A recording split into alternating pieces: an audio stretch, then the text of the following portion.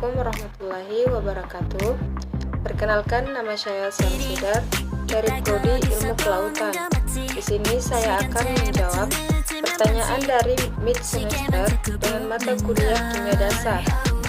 Yang pertama, jelaskan 3 periode dalam sejarah perkembangan ilmu kimia.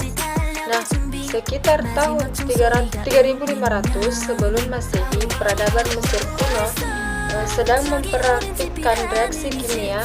Kini telah diketahui bagaimana cara membuat anggur, mengaitkan maya, dan mengelola besi seperti tembaga dan timah.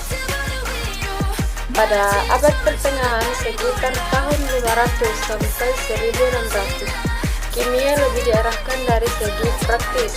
Pada masa tersebut, para ilmuwan Arab dan Persia telah dapat membuat berbagai jenis zat seperti alkohol, zinc, asam klorida, asam sulfat, dan asam nitrat.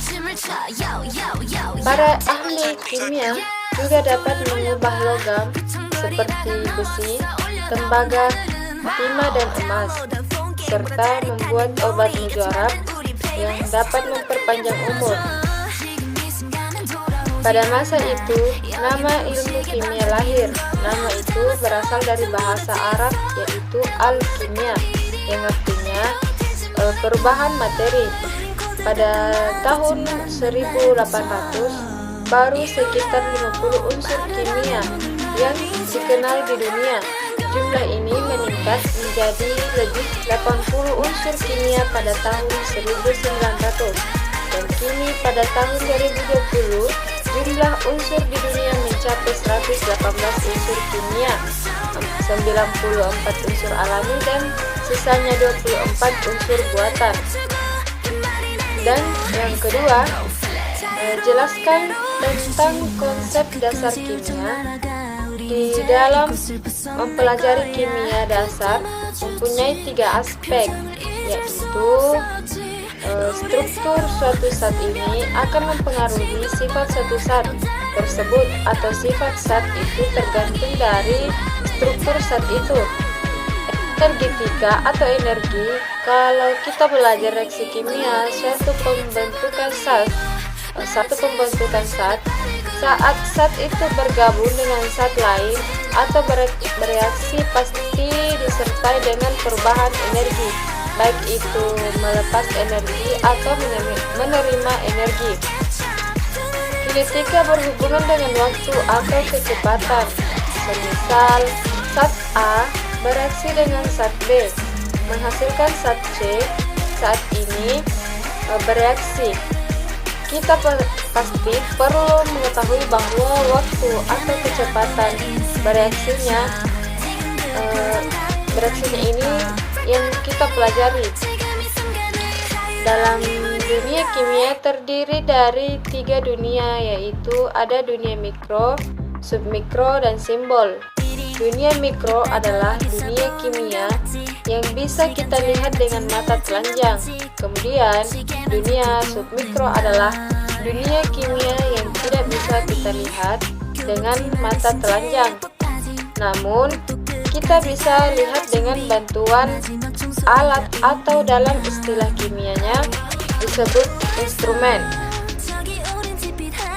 Dan yang ketiga, jelaskan tentang perkembangan teori atom Dalton, Thomson, Rutherford, mekanika kuantum. Jawabannya yaitu pada teori atom Dalton di sini mengatakan bahwa atom berbentuk bola pejal yang tidak bermuatan. Hal ini dikemukakan oleh Dalton melalui postulat Dalton, yaitu poin pertama, atom merupakan bagian terkecil dari materi yang sudah tidak dapat dibagi lagi. Poin kedua, unsur yang sama tersusun dari atom-atom yang identik. Unsur yang berbeda tersusun dari atom-atom yang berbeda. Poin yang ketiga, atom-atom yang berbentuk membentuk senyawa dengan perbandingan bilangan bulat dan sederhana. Poin yang keempat, atom tidak dapat diciptakan atau dimusnahkan. Kelebihan dari atom Dalton yaitu dapat menerangkan hukum kekekalan massa, hukum atau hukum Lavoisier, dan hukum perbandingan tetap atau hukum Forsyth. Nah, kelemahan dari atom Dalton yaitu tidak dapat menerangkan sifat listrik atom pada kenyataan. Atom-atom masih dapat dibagi lagi menjadi partikel subatomik. Nah, yang kedua, teori atom Thomson. Thomson mengemukakan bahwa atom berbentuk bola kejal yang bermuatan positif dan permukaannya terdapat partikel-partikel elektron yang menyelimutinya, sehingga bermuatan netral jika digambarkan model atomnya seperti roti kismis. Kelebihan dari atom Thomson yaitu dapat menerangkan adanya partikel subatom. Yang kedua, dapat menerangkan sifat listrik atom. Kelemahannya dari Thomson yaitu tidak dapat menjelaskan susunan muatan positif dan negatif dalam atom. Nah, teori yang ketiga yaitu teori atom Rutherford. Rutherford mengemukakan bahwa atom memiliki inti atom yang bermuatan positif dan elektron mengelilingi inti atom. Sumber sinyal alfa, lempeng emas, plat timbal, layar yang dapat berpendar. Kelebihan dari atom Rutherford yaitu dapat menerangkan fenomena penghamburan partikel alfa pada lempeng emas tipis. Lalu dapat menerangkan keberadaan inti atom sebagian pusat massa atom. Nah, untuk kelemahan dari atom Rutherford yaitu tidak dapat menjelaskan mengapa elektron tidak jatuh ke inti. Pada teori atom Bohr, kelebihan dari atom Bohr yaitu dapat menjelaskan bahwa kelemahan teori atom Rutherford dapat menerangkan spektrum emisi dan absorpsi dari atom hidrogen. Kelemahan dari atom Bohr yaitu tidak dapat menjelaskan penyimpanan spektrum atom yang lebih besar dari hidrogen. Selanjutnya, tidak dapat menerangkan efek Zeeman.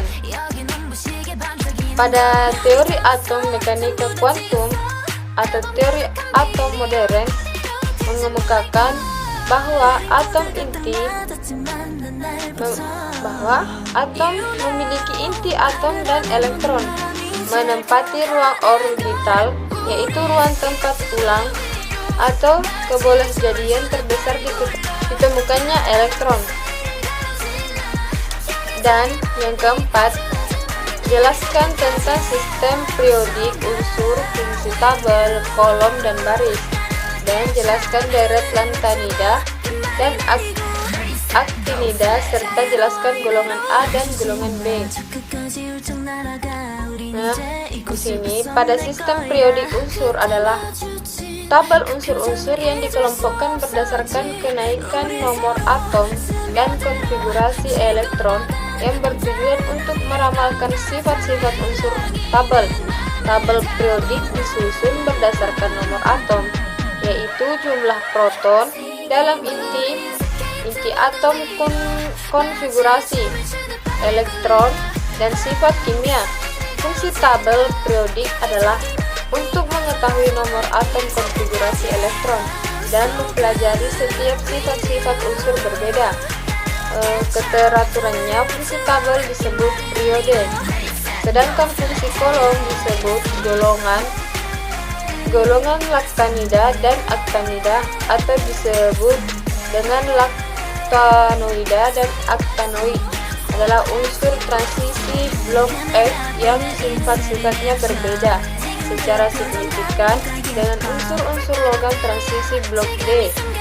Kemudian, golongan 1A disebut dengan alkali, golongan 2A disebut dengan alkali tanah, dan golongan 3A disebut baron aluminium, dan golongan 4A disebut sebagai karbon silikon.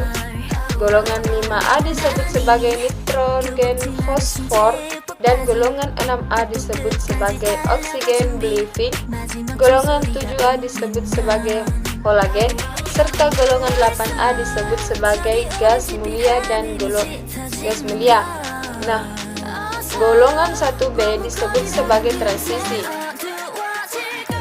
Yang kelima, jelaskan pengertian stoikiometri, persamaan kimia dan contohnya, rumusan molekul dan rumus empirik dan rumusan empiris. Stoikiometri adalah hubungan kuantitatif antara reaktan dan produk. Dalam satu reaksi ada reaktan dan ada produknya. Reaktan atau zat yang direaksikan itu ada di sebelah kiri panah reaksi, sedangkan produk berada di sebelah kanan persamaan kimia. Persamaan kimia. Dalam persamaan kimia ini kita bisa menyetarakan dalam persamaan reaksi yang setara jumlah atom-atomnya harus sama antara di sebelah kiri dan di sebelah kanan. Kalau persamaan reaksinya berubah, zat-zat yang merupakan molekul netral, tetapi kalau memiliki muatan harus melibatkan banyak muatan. Contohnya persamaan kimia 1CH4 tambah 2O2 sama dengan 1CO2 tambah 2H2O. Rumusan molekul adalah rumusan yang sesungguhnya dan merupakan jumlah atom yang setiap unsur dalam molekul. Rumus emprisi adalah rumus yang paling sederhana dari suatu senyawa. Yang keenam, yaitu jelaskan tentang ikatan ion dan ikatan kovalen. Ikatan ionik adalah ikatan yang terbentuk akibat adanya tarik-menarik antara ion yang memiliki muatan yang berbeda. Ikatan kovalen adalah ikatan yang berbentuk akibat adanya interaksi antar dua atom atau unsur yang mengemukakan pasangan elektronnya secara bersama-sama.